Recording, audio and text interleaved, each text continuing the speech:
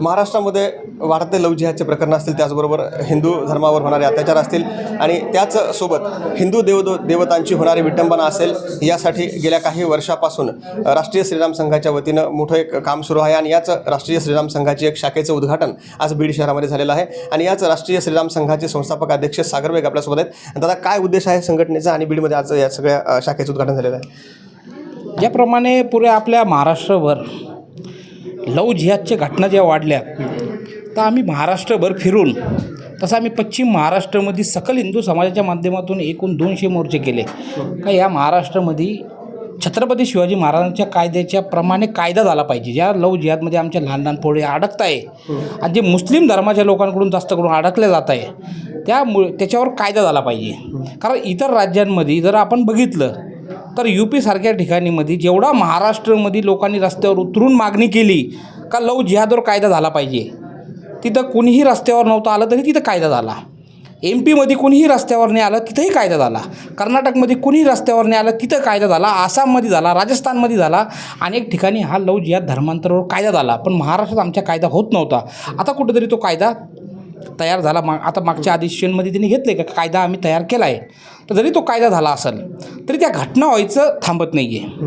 रोजच्या अजून तो अंमलात आला नाही कायदा. तर जिथं जिथं आम्ही जातो आहे जिथं राष्ट्रीय श्रीराम संघाची शाखा उघडली तर हा एक केंद्र आहे. कारण समाजाने एकत्रित यायला पाहिजे याच्यासाठी आम्ही शाखा उघडतो. तसंच सतीश भाऊच्या माध्यमातून आम्ही या बीडमध्ये आलो. इथं शाखा उघडायचा उद्देश आमचा असा आहे का इथं फक्त लव्ह जिहाद नव्हे तर इथं छत्रपती शिवाजी महाराजांच्या किल्ल्यावर सुद्धा मजार बांधून कब्जा करायचं काम चालू आहे. फक्त मजार नव्हे तर मेलेले मुसलमान मुर्दे तिथं पुरायचं काम चालू आहे. जे धरूर म्हणून गाव आहे त्या ठिकाणी किल्ल्यावर तुम्ही कब्जा करतात आणि मुर्दे पुरतात धारूरमध्ये. तसं कलेक्टर ऑफिसच्या समोर जर बघितलं असं तिथे एक थडगं म्हणजे सुप्रीम कोर्टचे काहीतरी गाईडलाईन आहे ना, जिथं रस्ता मोठा रुंदीकरण असेल त्या ठिकाणी तुम्हाला कोणाला नोटीस नाही द्यायची, डायरेक्ट उकळून फेकून द्या. हा कायदा आहे ना. कुठंतरी इथं समाज आमचा जागृतीत थोडंफार कमी पडत असेल किंवा इथले राजकीय लोक त्यांना मदत करत नसतील म्हणून इथं असे घटना घडताय.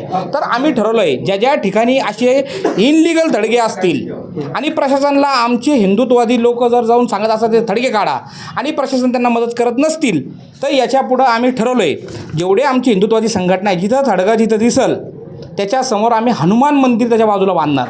जर तुम्हाला त्या थडग्याचं घेणं देणं नाही तर हनुमान मंदिरला सुद्धा तुम्ही अडवलं नाही पाहिजे.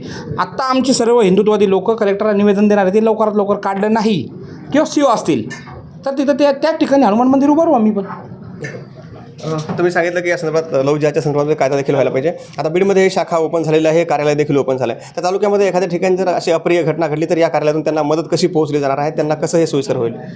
आता इथे सतीश भाऊ आमचं काम पाहणार आहे. त्यांच्या माध्यमातून जो समाजातले आपले मुलं उभे राहतील तर त्यांना बरं एक संपर्कासाठी एक नंबर तयार करणार आहे आम्ही. तसं तर इथं काम हिंदुत्ववादी संघटनेचा मोठा आहे. फक्त त्यांना सपोर्ट नसल्यामुळं म्हणजे कुठंतरी हिंदुत्वाचं काम करता म्हणून त्यांना अडचणीत आणायचं काम चालतं.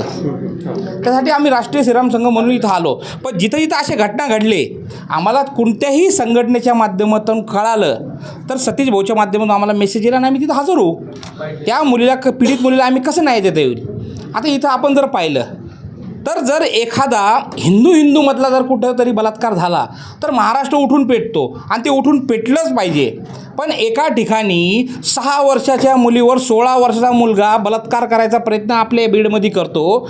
समाजाच्या माध्यमातून फक्त हिंदू पुढे येतो निषेध करायला. हे काम मुसलमानांचं नाही का? एखाद्या मुस्लिमच्या लहान पोरीवर जर अशी घटना घडली तर हिंदू पहिले पुढे येतो, घटना चुकीची आहे त्याला न्याय भेटला पाहिजे, असा मुसलमान पुढे येत नाही. आज ती जी घटना झाली तर कुठेही मीडियाच्या माध्यमातून जसं व्हायला पाहिजे, जसं हिंदूचं मीडियामध्ये जसं उद्रेक होतो तसा तो उद्रेक होत नाही आहे.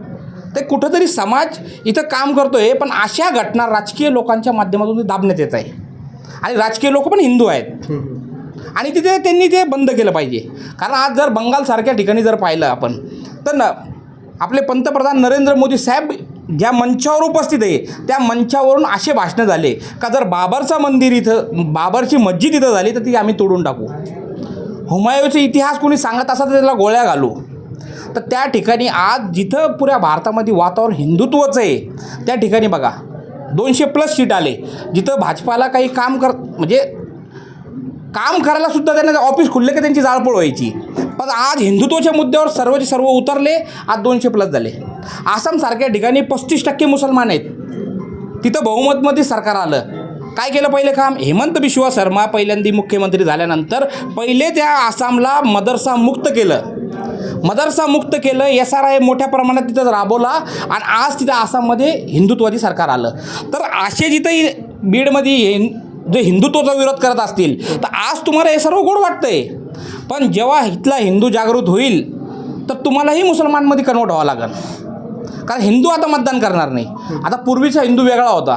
आता जो हिंदू आता मागणी करत नाही आमचे रस्ते करा, आमची गटरी करा. हिंदू म्हणतो आमची सुरक्षेचा प्रश्न आहे, आमची सुरक्षा कोणती सरकार करेल त्याच्यासोबत उभे राहणार आहे.